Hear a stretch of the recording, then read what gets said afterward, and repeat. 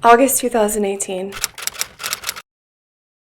A nightmarish scene unfolded when the body of 7-year-old Kayden Mancuso was found fatally beaten to death with a vengeful note pinned to her body. "You got what you deserved," the note said, "and I have the final say." Who, you might wonder, wrote this note? The answer is none other than the girl's biological father, Jeffrey Mancuso, who not only murdered his daughter in cold blood, but also committed suicide thereafter. How does this happen? What we know is that Kayden Mancuso was murdered in the midst of a raging custody battle. Not only that, but her mother, Kathy Sherlock, has maintained all along that Kayden's death could have been prevented if only law enforcement had done their job. Fast forward 5 years. August 2023. President Biden has signed Kayden's Law into the Violence Against Women's Act, aka VAWA. Kayden's Law claims to incentivize states to ensure that their child custody laws adequately protect at-risk children. Kayden's Law was written by Congressman Brian Fitzpatrick, Daniel Pollock, Joan Meyer. It was even endorsed by celebrity Angelina Jolie. At first glance, you might think that Kayden's Law, or any federal or state law that claims to prioritize child safety, would not only be helpful, but even a great legislative move forward. But is it? Today's video will investigate the question of whether or not Kayden's Law actually protects at-risk children whose parents are in the middle of custody disputes. Some of my first memories of my childhood were of my mother telling me that my father didn't love me. I felt closest to my mom when we were talking crap about my dad. If I rejected my dad, I felt like I was getting my mom's approval. Question, do I really know this person? Are they actually who my alienators said they were? I had this overwhelming sense of having to protect my mom. In her mind, she truly believes everything she's saying, that my dad was a terrible person all the time. Think about how sick it is that the parent teaches the child to hate and then enjoys watching them hate. I did start asking questions, and I did want to fact check.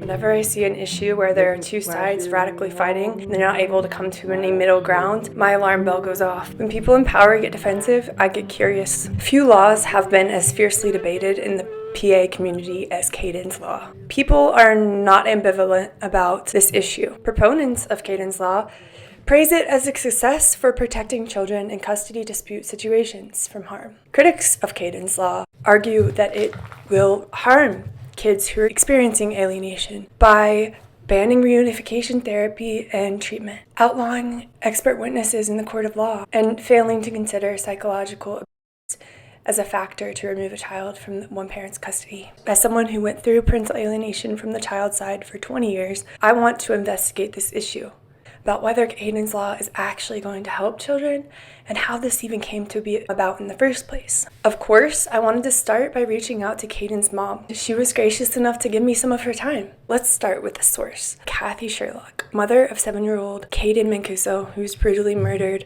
in 2018 in her father's Manayok home. I don't take this discussion lightly. I'm really, really honored that you're willing to talk to me. And as a mother myself, I just want to say I am so sorry for your horrible loss. I'm so sorry. Well, thank you.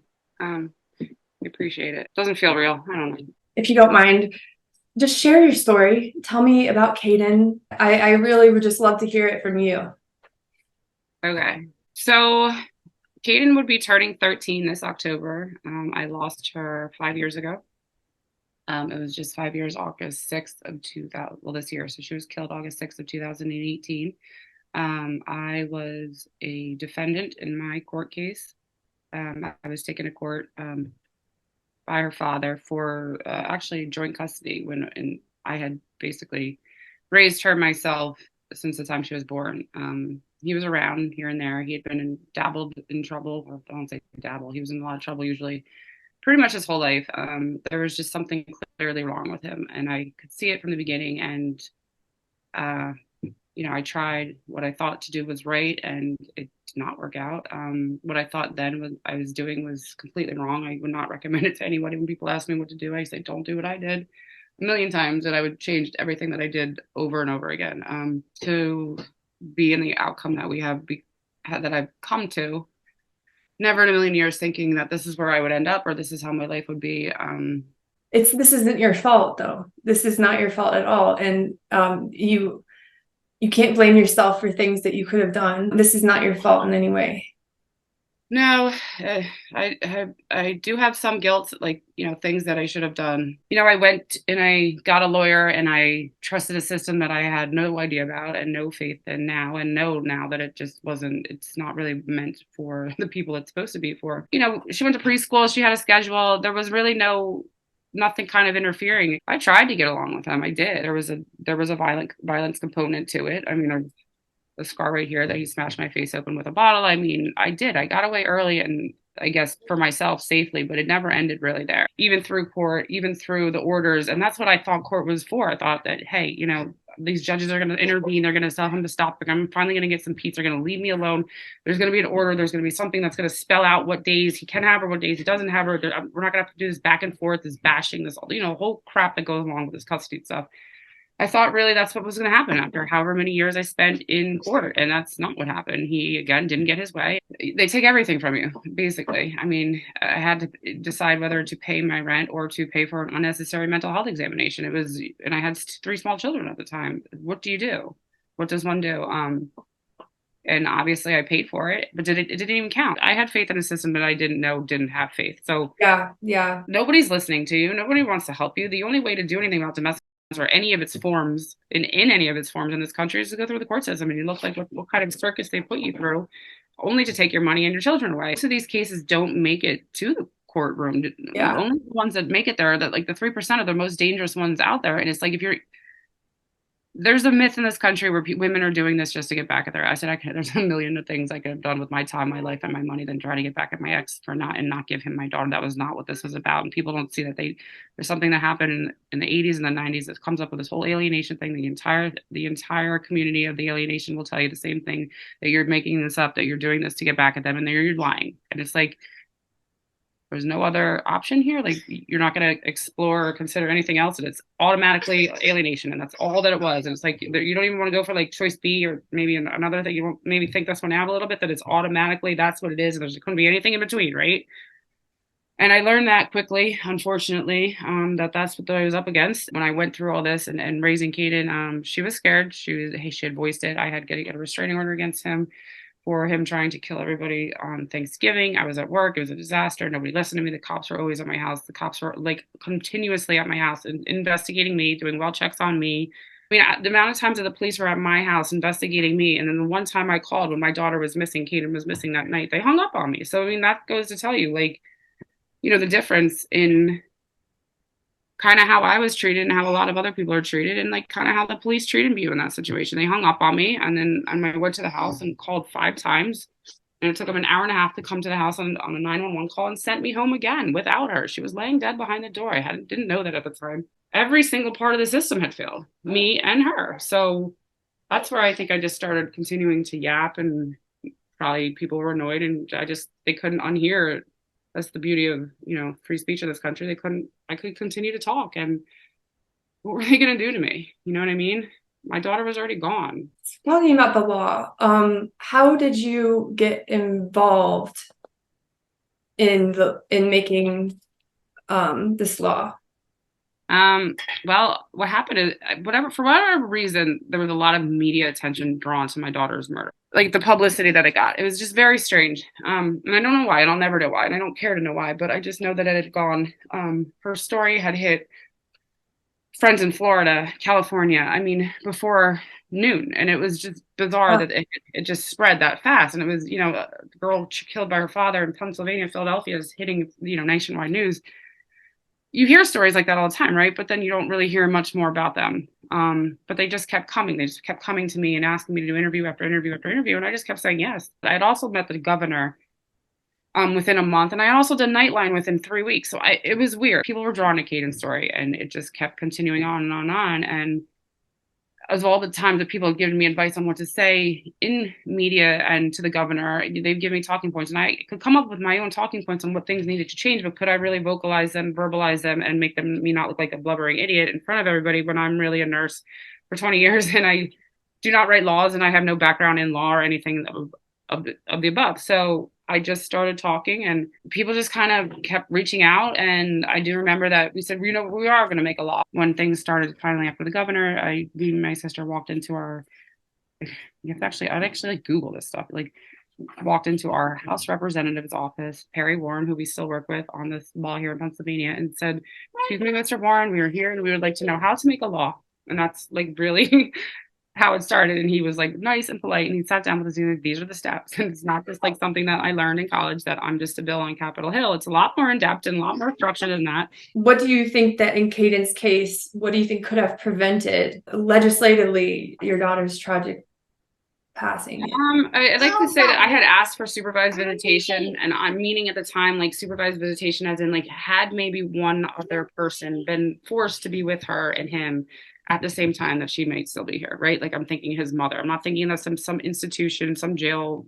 Like maybe if I issued his mother had to be there at the same time, that maybe that her presence would have prevented her from being killed because she was there. Did you see any signs that Kayden could have been in danger before?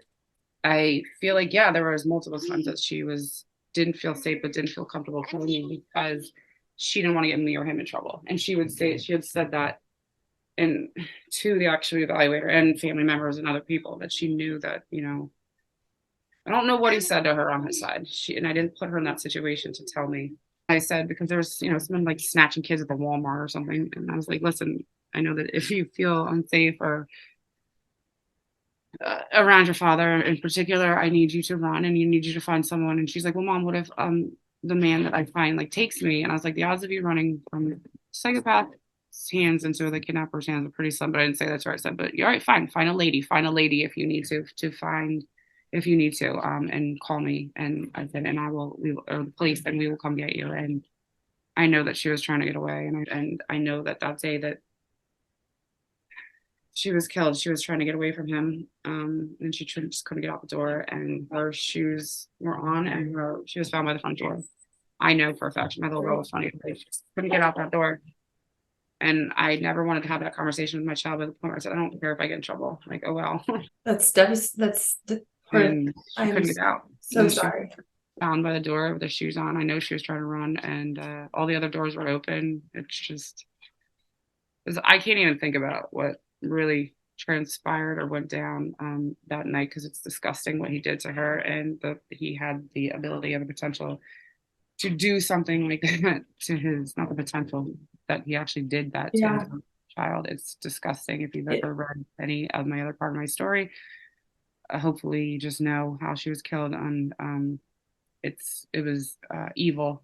I don't know about premeditated, but I knew that he had it in him to do something vicious. I thought it would be to me, to be honest, not because he couldn't get to me. Do you think that something that could have potentially protected Kayden would have been if there was evidence that she was in danger, or that she was being used in some way, she could have gotten a restraining order or something? From the beginning, I went in based on a verbal threat that I had no proof, and hoped to God that somebody listened to me. And my restraining order did include her for the first one. They tell you from the beginning not to do it. I was told by the police, you do this, it's going to make it look like you're doing it for custody. I said, I will take my chances. And I just wasn't. I just was not there because I had nothing better to do with my life or my time. I was there because he tried to freaking kill my family on Thanksgiving when I was done work, and my daughter was crying that she was afraid to go with him. And then the cops even said, do not give him to her. And we didn't. Cops wouldn't listen to me. Finally get to court. And the only 10 days that I felt safe in my entire life was that restraining order that was written by the one judge when I said 4 words to him and said he threatened to kill us all. He goes, all right, well, that's enough. Can't be having anyone killing people. And he granted me a 10-day restraining order. And then you have the chance to come back and go to the trial. I was granted a 3-year PFA against him, and she was written on the temporary thing, but on the final paperwork that got submitted, her name was whited out. Now, had it not been whited out, she would have been protected with that. And the last time that we had court was May 1st of 2018. It took him 21 days to write the order, and the order came back stating that he had limited her time. The only thing he did was cut back the time that he had with her. And he took her, I think, 2 times. And then that was written May, and she was killed by August 4th. So, and on July 21st of 2018, I'm begging my attorney to do something, get me back in front of the judge. Now, I sort of blame for not appealing. Had I known that was an option, maybe things would have been different, but I didn't know that was an option because I didn't even know that was part of the process because no one ever told me that. I just knew that custody was modifiable. That's all I was ever told.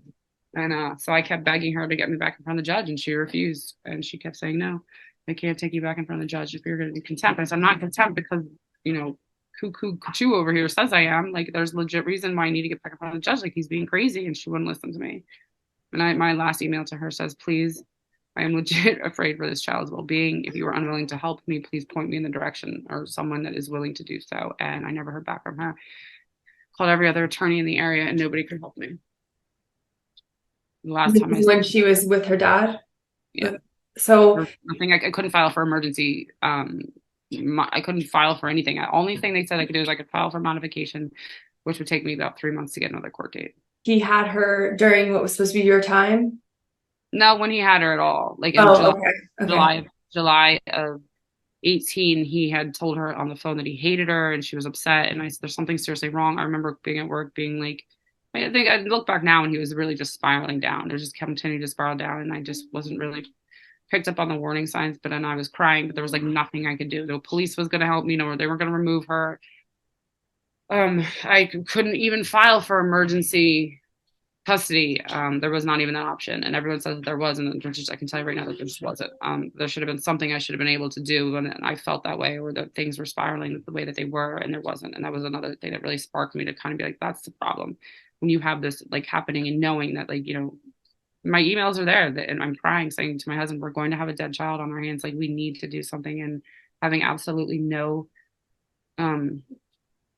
nowhere to turn to and no one to help you was really, really dark, and it was just devastating. And that's what I see in a lot of people's cases, that like these situations are kind of playing out, things are starting to spiral, and you're noticing that something's going to happen. There's like just nothing you can do.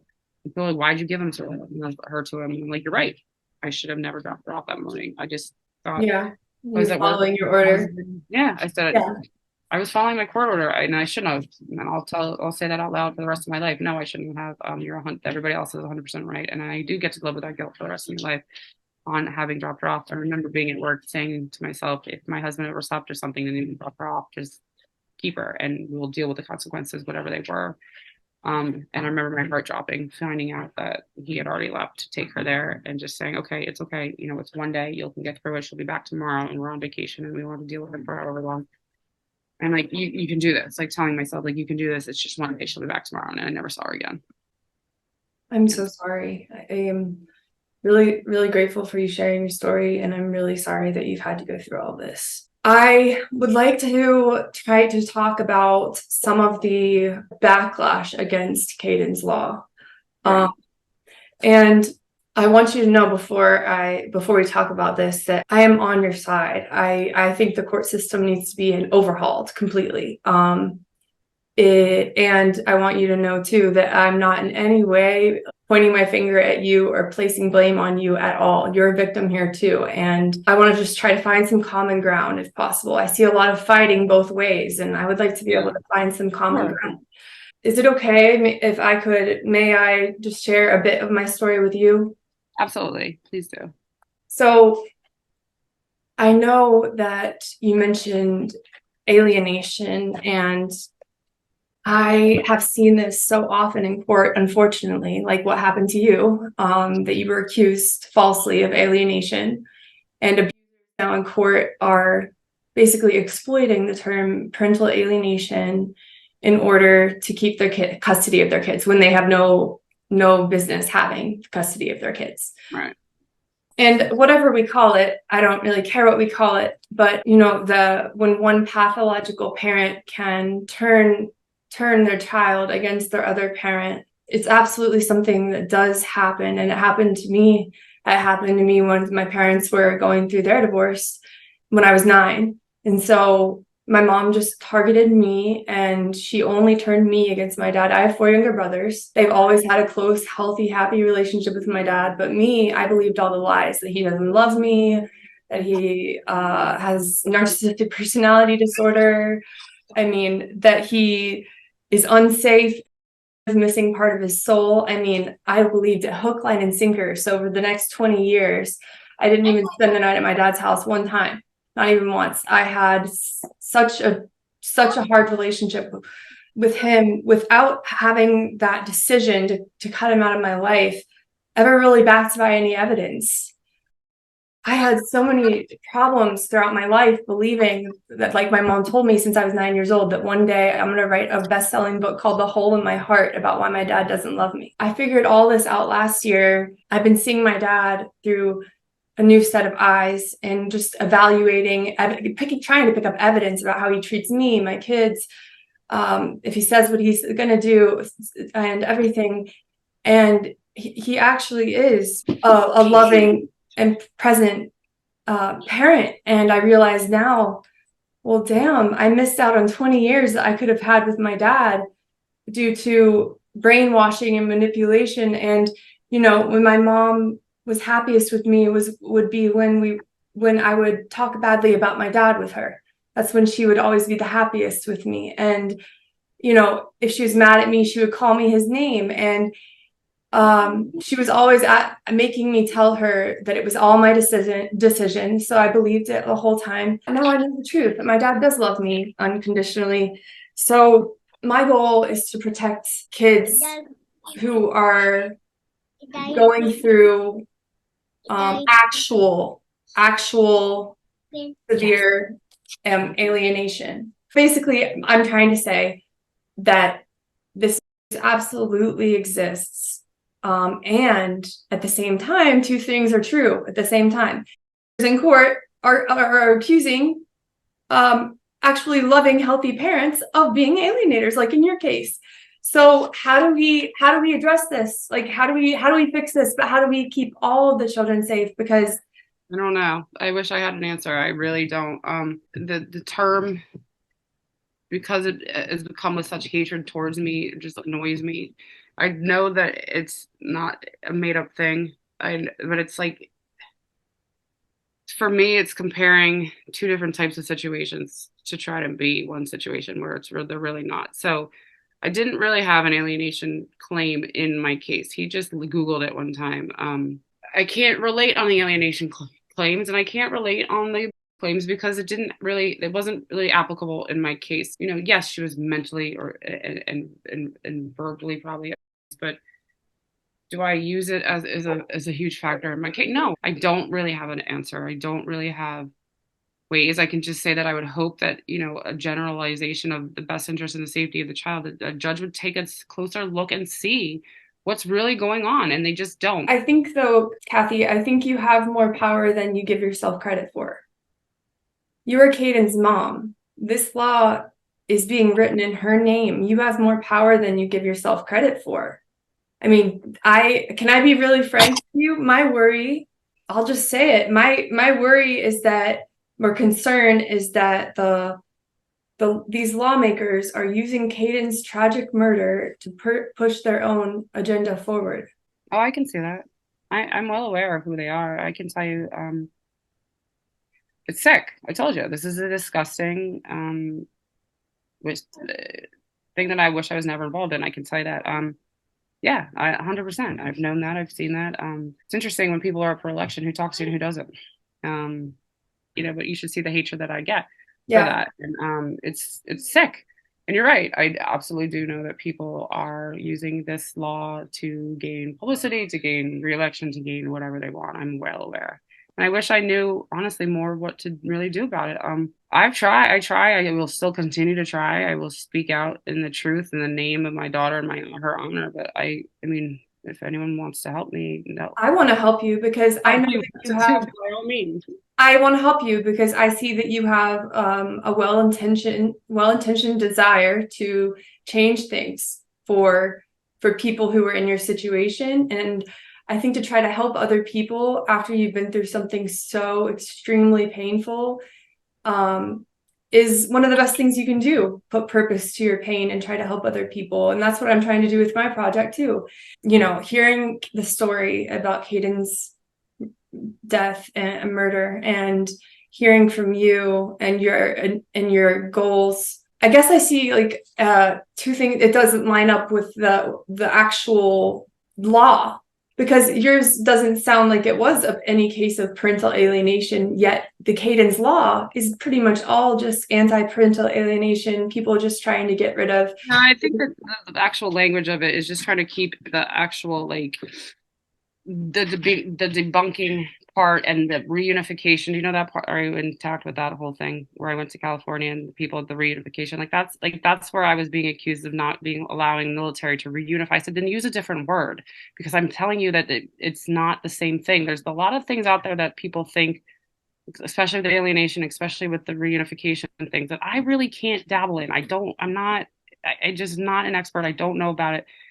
Well, that's what I'm saying. Then why is it even written in Kayden's law if it doesn't have anything to do with having alienation or the reunification part? Because all of it sent to camps, which need to be stopped. Every time I testified against someone in the Senate or anything, they didn't even know that these things existed. Now I know people that were there paying $15,000 at a court order to go to these things called reunification camps that aren't even run by medical professionals. They have no licenses. They have no expertise. They have nothing. Like, you think that's why that part was written into Kayden's law. And I don't think that it should ever be taken out. No one should ever be sent to some wacky camp written by Carol Blaine and all of her coworkers and all of her little friends that I met in California for $15,000 a pop, and then have custody changed for them in a Sheraton hotel. Like, that's disgusting. And the fact that nobody thinks that even knows that it's going on in our country is a kind of a huge problem. That part of the Kayden's law, I have no problem with.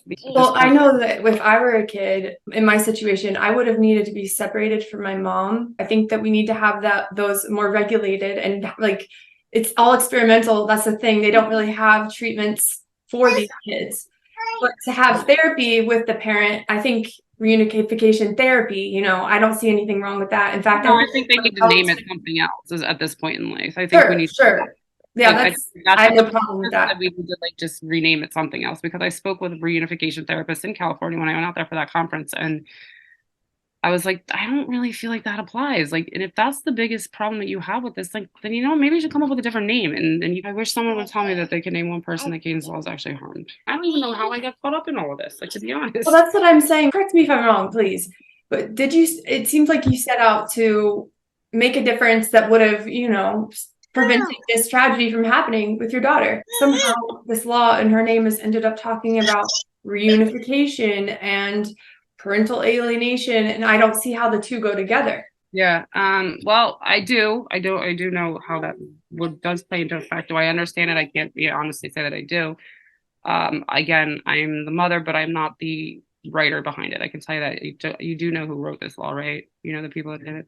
I do. And I think my worry is that they're just exploiting your desire to make. Not the people that wrote it. I can say that the other people out there that are, they're 100% in it for the right reasons. I hear you. And I reached out to these camps, and I've tried to talk to them, and I'm going to keep trying to talk to them because I want to make a video about that too. I'm just trying to get to the truth of the matter. One thing I don't understand that's part of Kayden's law trying to be passed is the reasoning behind the banning of experts to give testimony. They're not trying to ban experts. Remember how I told you I went to a mental health evaluator and I was handpicked. Now I have insurance. I have insurance. I've had insurance. I've had a job for a long time, and I have insurance, and my insurance would have paid for my mental health that was unnecessary 100%.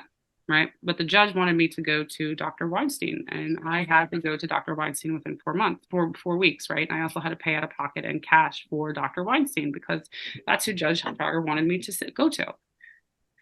Now, why is that? What happens is they collude with each other, and then they order you to camp. And why? Because he's now an expert. Okay, those are the experts they're talking about. The experts that are in the ones that are parental alienation experts.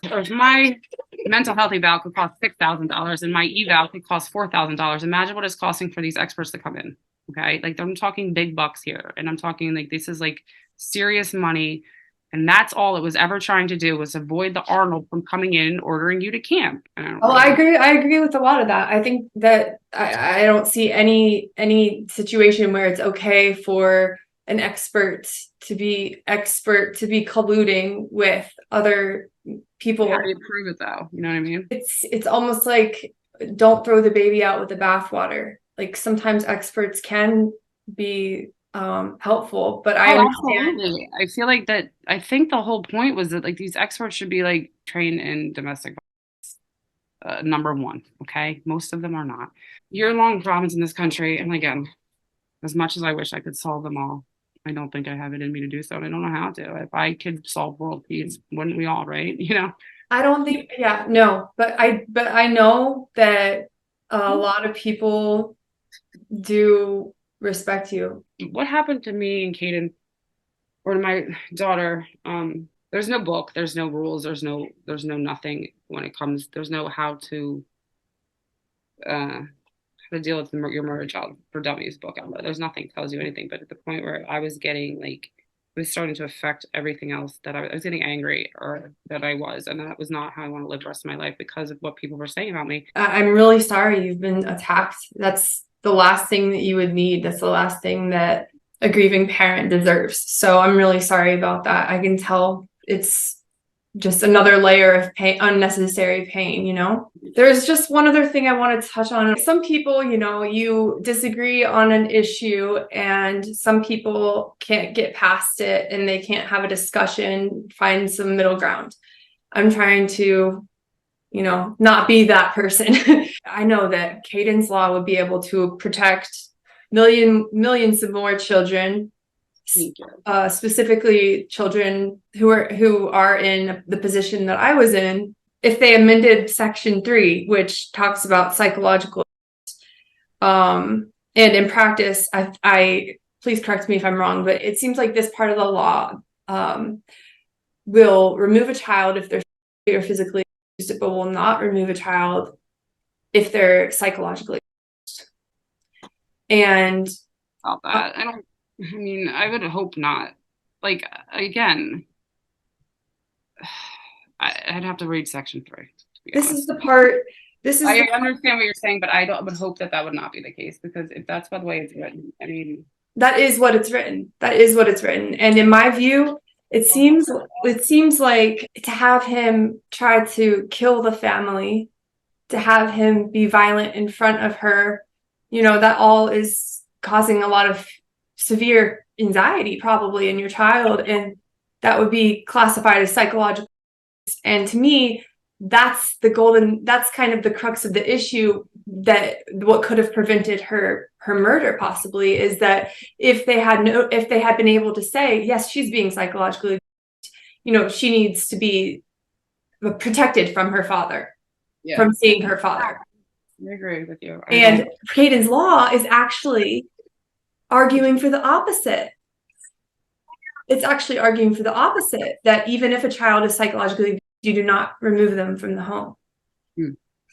Would you be open to amending this section to allow the court the ability to maybe remove the child from a psychologically abusive parent, or to even just limit a child's interaction with the psychological? I'd be willing to, sure. I have no weight, but yeah, I think you do. It's written in Kaden's name. I think you do. You underestimate your power. I would have to talk to the people that wrote it about that. I'm sorry. Because that would have possibly prevented her from having to see her father. Yeah, but how was I going to prove that he was psychologically abusing her? There are people who are trained to see that in children, and there are a lot of signs of children who are going through psychological abuse. There are times in these custody cases you can't even get a father or other parent to sign off on a psychiatrist. So I wasn't even allowed to take her to a therapist because I had joint custody legally on her. So all they would need to do in Kaden's law is include psychological abuse. That would be it. And then in retrospect, if Kaden's law had been in effect in 2018, you could have used Kaden's law to get her completely protected from her father. Yeah, I wish that's the case. That's all they need to do is add psychological, because in my mind, you know, tons of kids are going through psychological abuse, and it is very damaging. I mean, I can tell you that much. It's super damaging. I don't talk really much about what he put me through, but I mean, I'm still to this day not. I mean, I trigger very easily to it. It was all mental what I went through. Really, I'm 100% on board. I understand. I get it. I know Kaden was afraid. I know that. Yeah, that's a huge part. There are resilient people out there, and I'm not saying that you're not, and I don't know you well or not know you enough to know what you are going through in your life, but hopefully you are okay and living a successful, happy life, and I hope that for everybody, but I can say that sometimes that's not always the case. And I would wish for everyone to, you know, magically have a great life and not have these adverse childhood effects and things that go along with psychological, because I know that how detrimental they can be. And from a nursing standpoint, as well as what people, you know, you have a higher risk of getting even cancer or all of the other problems that you are entailed or endured or whatever too because of that. And that is a huge part. So I'll do whatever I can look into it for you. I want to help you. I want to help you because I get the sense that this law has kind of run away from up beneath your feet and it's just too much. And I'm not blaming you at all.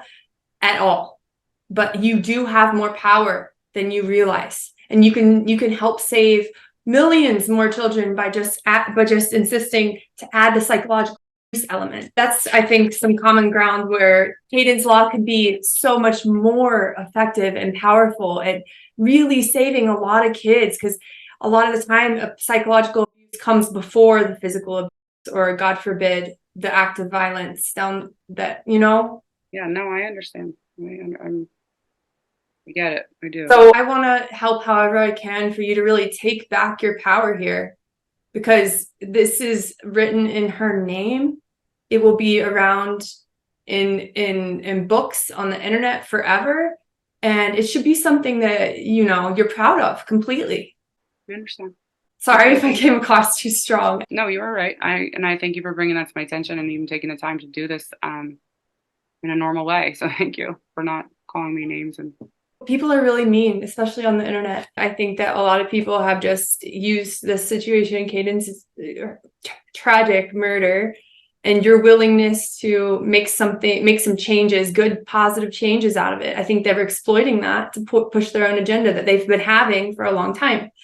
And it seems like maybe they're trying to overcorrect some things that do need to be corrected, but they're maybe overcorrecting it to a point where it might actually harm some kids. I think that there's a sense of true hope here, because if Kayden's law could be amended in certain ways, I'm talking more about the psychological element and maybe, you know, somehow vetting these experts before they're able to collude, because we want the same thing.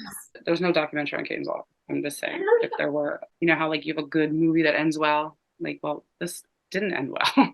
Because there's never going to be a great ending to this. You know what I mean? Like, I don't know. I just kind of how I still feel. Like, it sucks. It's a shitty feeling, but also my daughter's dead. So what do I expect? And I'm not getting some happy, great movie ending, a documentary or anything like that. And I don't like still have this bad kind of feeling that like as much as happening or going on, or you think that you've done well, it's still just going to have a shitty ending like Painkiller. What if, it doesn't matter so much about people on either side coming to attack you or attack Kayden's law? What if it's more about your own personal values and ethics and whether it aligns with the details in the law, so that at the end of the day, all you have to do is, you know, be proud of the law that's passed in your daughter's name and not worry about the noise. Yeah. Oh, that would be great. That can happen. It's still in progress. That can happen. I mean, I'm not saying I'm not willing to do it. That's what I'm not saying. I'm just saying that I'm not asking. I never asked for anything. I never asked for a dime. I never asked for this, that. And I always said, people are like, why do you still do this? And I said, well, you know, first it was one kid, and then it was two kids, and then it was too many to count. And then it's like, you know, now that numbers weren't me. And so I don't know what it is that still keeps me going or doing, but yeah, there's something still there. So I do intend to do, or hopefully, what's right. And the shooting ending already happened, right? So there's nothing, no way to change that. So I'm really just so sorry for your loss still. In a way, this is her legacy. you're not wrong. And that comes with a lot of hope. That comes with a lot of hope too. Kayden's law actually could have really saved me if the psychological part was in there. They could have taken me out and done a different custody situation. Yeah, it's. So I don't think it's all bad. I think that it could be better. I do, and I do think that if anyone had the power to do that, it would be you. Don't underestimate yourself. She's your daughter. You know. No, you're right. I get it. I hear you. I will see what I can do here. try my best. That's all I can say, right? Thank you for your time. I really appreciate it. Well, thank you. I'm always grateful for those who continue to report or podcast or YouTube or whatever they do out there. The journalists, the people out there that are still talking about it. So I thank you, and I thank everyone for still doing that. It means a lot 5 years later. After speaking with Kathy, I had the unshakable feeling that 7-year-old Kaden's murder was being used as a tool to propel one singular agenda forward, an agenda which, in fact, has little or nothing to do with the tragedy that occurred in the first place. Kathy set out to create a law that would have prevented her little girl's murder from happening. But as the law currently stands, if Kaden's law had been in effect back in 2018, before Kaden was murdered, Kaden's own law would not have prevented her death. Kaden's own law would not have given Kathy Sherlock any recourses for protecting her daughter. Kaden's case, according to her own mom, did not involve parental alienation, yet the majority of Kaden's law are legislative measures to not only end treatment for alienated kids and their targeted parents, but to also ban any experts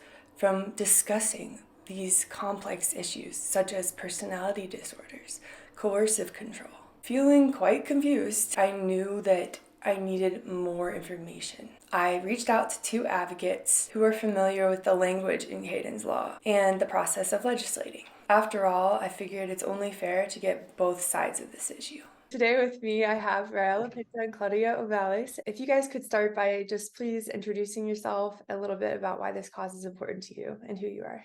Yes, my name is Claudia Ovias. I'm from Texas, and I got involved advocating because this is really close to my heart as far as it impacting my family and my relationship with my child. And it was something that I reshifted my focus on. Hi, my name is Rael Penta, and I'm sort of in the same situation that this has happened to me, and it was unbelievable the lack of help and resources that we have. It's really not acceptable for everyone to go through this, and so we're just advocating on a bigger level that something needs to be done. By starting, could you describe the most simplistic level what Kaden's law aims to do? Sure. So when we heard about Kaden's law, we looked into it, and the law is Title 15. It was passed in 2022, and it's also called Keeping Children Safe from Family Violence, or also known as Kaden's law. It's a federal law that is being implemented in every state across the U.S.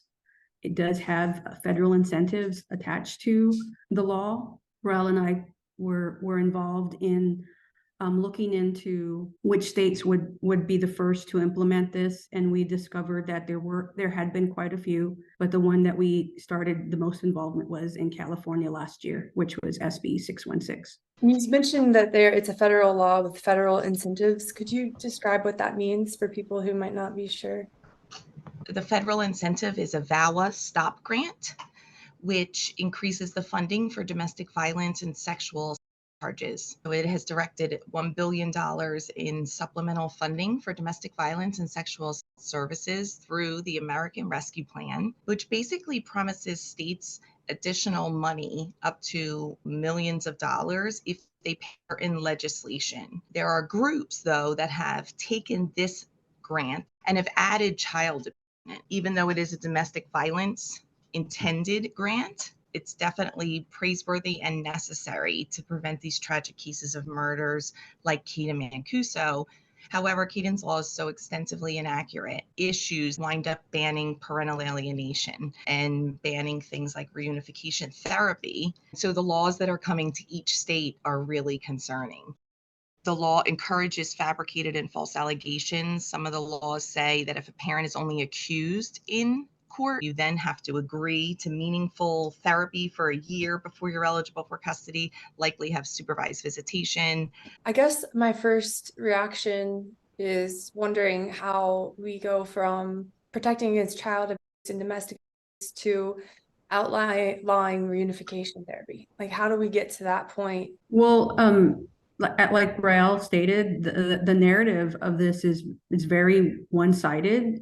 the intent is there to protect children, which we all agree with. So when we discuss this with legislators, we do agree that protecting children from family violence is important. However, the concern is that when you leave out psychological abuse, you're leaving out one of the most prevalent forms of abuse, and that's not protecting all children. So I guess from the outside looking in, the bill looks good, and you're not going to really question it. And who would think this would be harmful to children? But when you look at the language and you go line by line and you read those sections that Rael pointed out, denying to reunify parents with their children, how is that, something that is going to happen? How could you not ever consider that would be important to do? We know that is often, I would say, a service or a form of therapy in some cases, and it's needed, and it shouldn't be something that's just as an option just taken off the table for a court to determine if that's needed or not.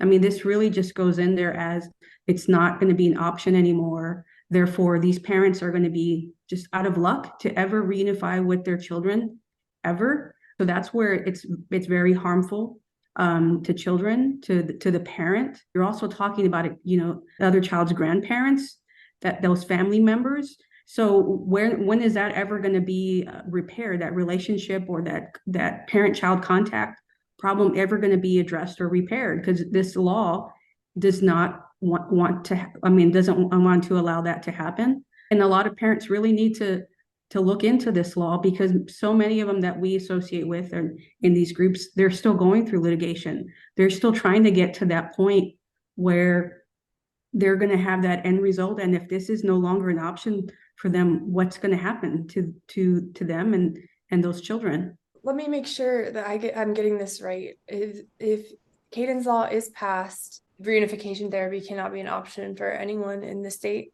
Correct. Yeah, they changed some of the language that you could not order anything that a child didn't choose to do or had interest in doing. Anything that could be even acutely distressful to the child. So they did have reunification therapy, that word in there. And we had met with legislators and explained, but that's used for so many things. If a parent is deployed from our military fighting overseas, it's used in foster care. If someone, parents out of jail, it's used for so many things that if you just cut that out, all of those children would suffer. So they took the word out, but then basically it has to be like, you can't transport a child against their will. You can't do anything that the child feels like is stressful. Right. And not every case is the same. These aren't cookie cutter cases. Every situation is different. Every court is looking at things differently. But you don't take away a tool or service as an option. Let the court decide. I agree. It seems very black and white, because there could be they could just add stipulations, because it seems like this guy, the biological father who did the murder suicide, had quite a lengthy criminal record. I mean, it's different to if he were to be forced to see his kid and he had a criminal record and there were signs that he was violent, versus an alienated parent who has been cut out of their child's life unjustifiably. What do you think the main issue is here for why they would not want to include psychological, why they would not understand that some parents can be accused of false criminal activity or the parental alienation exists? Do you think the people who are writing these laws and trying to get them passed, do you think they don't understand parental alienation, or what do you think is their motive? It seems like instead of looking at both sides and trying to come to the best decisions for the children, it seems like they're just going in with an agenda. You hit the nail on the head. That's exactly what's happening. You know what I mean? That they do have heard one side, and we've spoken with the authors of this bill. We have spoken with them, and especially one of the biggest groups pushing them has been found to be an alienator. So we know her mission is to ban the word parental alienation because she has lost her children because she's an alienator. So that is one big push from that group. But they have said they do not want psychological abuse considered because it is used to also mean parental alienation. Right. And with this narrative in Kayden's law, they cite that fathers are more of the perpetrator than mothers. So they're trying to create that narrative. To me, it causes division, because it's not just fathers that are to their children. Mothers are too.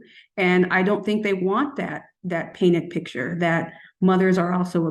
And so, I mean, VAWA is Violence Against Women's Act. That's what it is. And when they throw in protecting this child and naming it after Kaden Mancuso, it's more of, we need to be protecting mothers and children from harmful fathers who want custody of their children versus, let's look at both sides. So are they really protecting all children?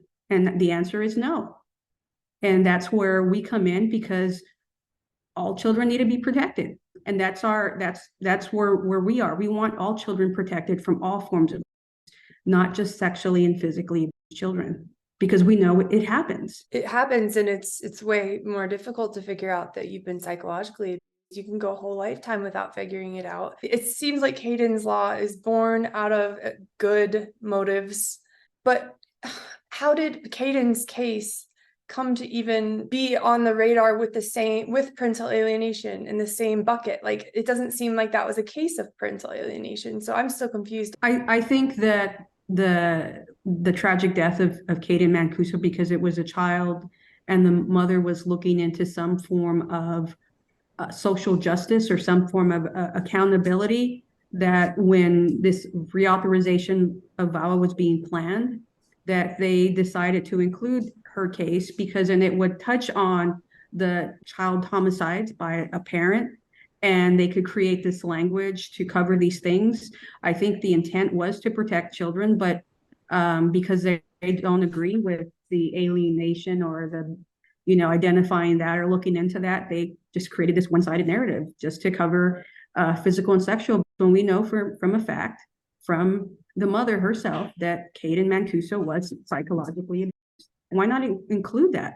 Why disregard that? And so in what Rael and I also do, we advocate for custodial interference. That's what happened with Kaden Mancuso's case. They called law enforcement, and the law enforcement denied to assist because they said this is a civil matter, and it just delays that reaction time, that reporting process. And so you shouldn't be just shifting that the judges need training. You should be shifting that law enforcement need to be trained, because they're so unaware that custodial interference is an actual offense, and that could have been the prevented measure for these types of cases. Custodial interference, it is currently treated in family court, right? Or can it be considered a criminal offense right now? I'm sorry, I just don't know this right now.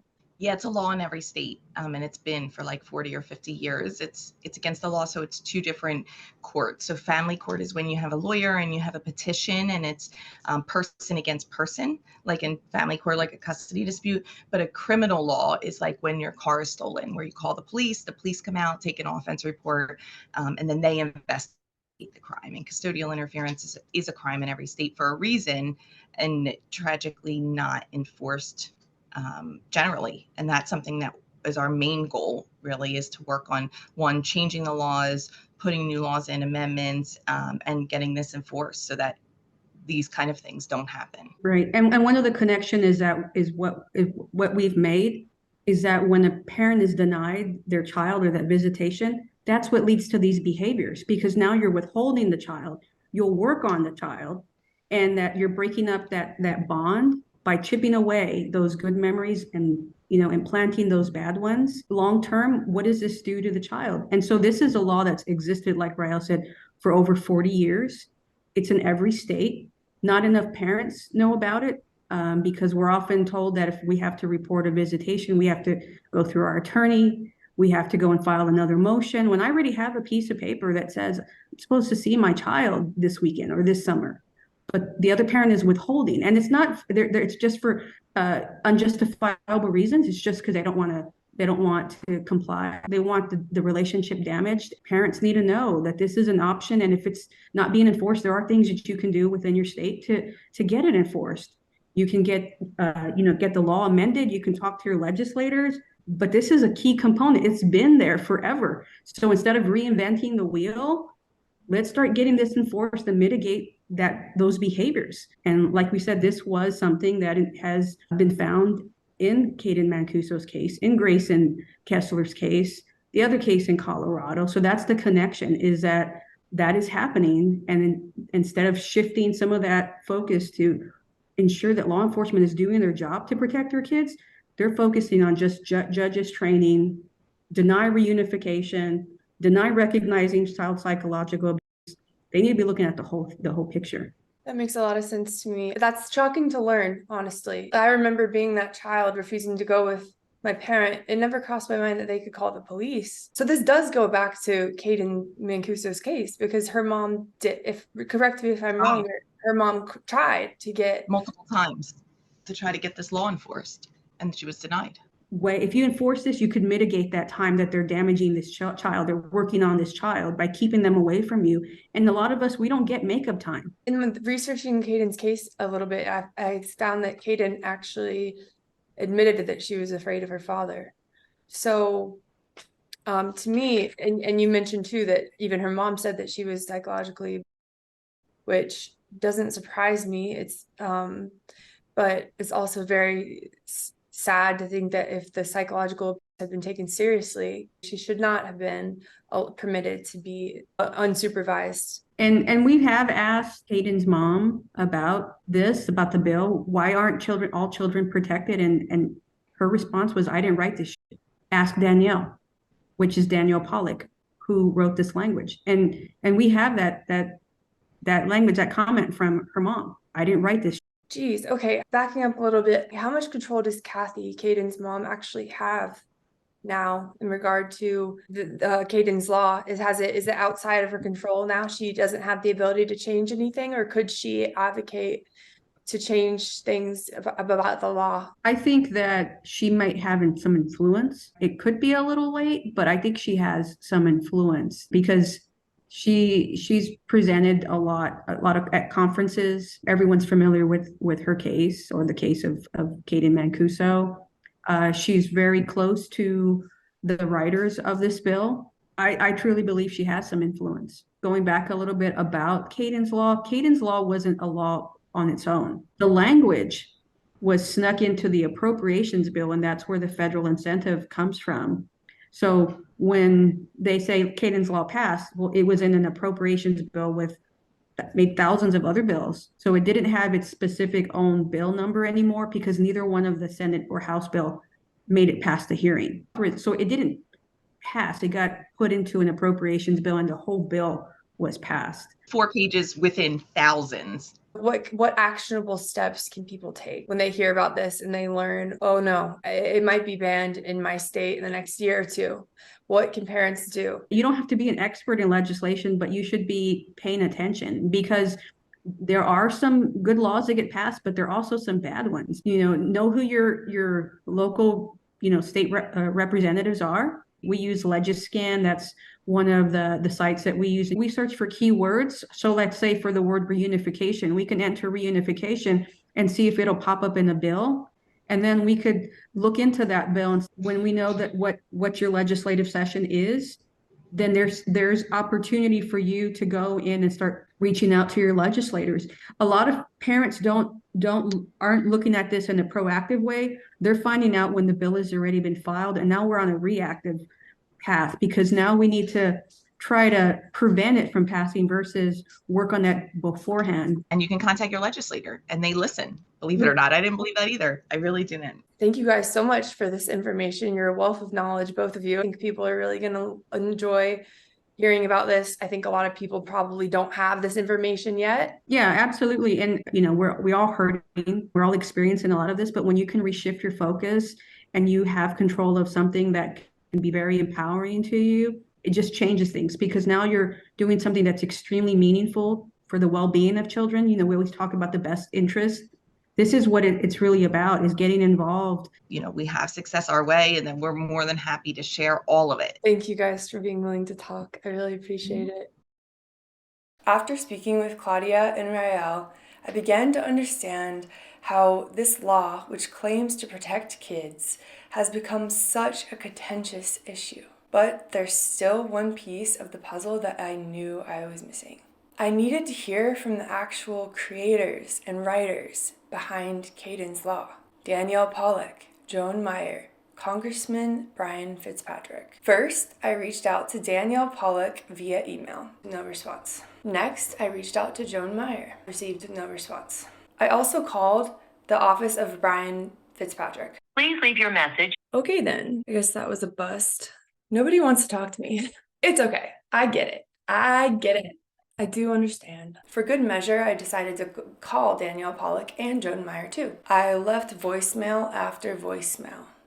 I did not receive any calls back. I know these people are busy, but hitting dead end after dead end, I had to ask myself, if the proponents of Kayden's law are so proud of the legislation and have nothing to hide, why won't they answer my calls? Kathy Sherlock and I don't exactly see eye to eye, but at least she was willing to have a conversation. There are millions of children right now being psychologically abused due to parental alienation, and I was one of those children.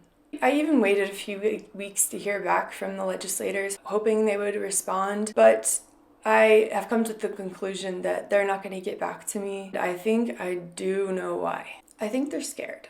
The fact that I exist as a former alienated child challenges and debunks their theory that parental alienation doesn't exist. I'm living proof. These children exist in numbers that you wouldn't want to believe. And this experience is not limited to me. I'm meeting more and more adults whose lives have also been wrecked by this form of child. Since the legislators refused to talk to me directly, I wanted to end this video by addressing them, just in case they do happen to watch. So, Danielle Pollock, Joan Meyer, and Congressman Brian Fitzpatrick, I'm not going to sugarcoat this. I'm appalled. In 2018, you saw headlines about little 7-year-old Kaden Mancuso's tragic murder during her parents' custody battle. As Kathy admits, there was no parental alienation in Kaden's case. You pushed your anti-PA agenda into a law that never should have happened in the first place.